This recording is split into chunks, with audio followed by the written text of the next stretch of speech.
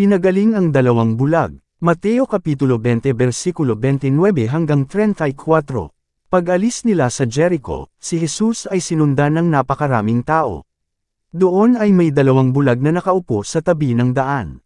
Nang marinig nilang dumaraan si Jesus, sila'y nagsisigaw, "Panginoon, anak ni David, mahabag po kayo sa amin."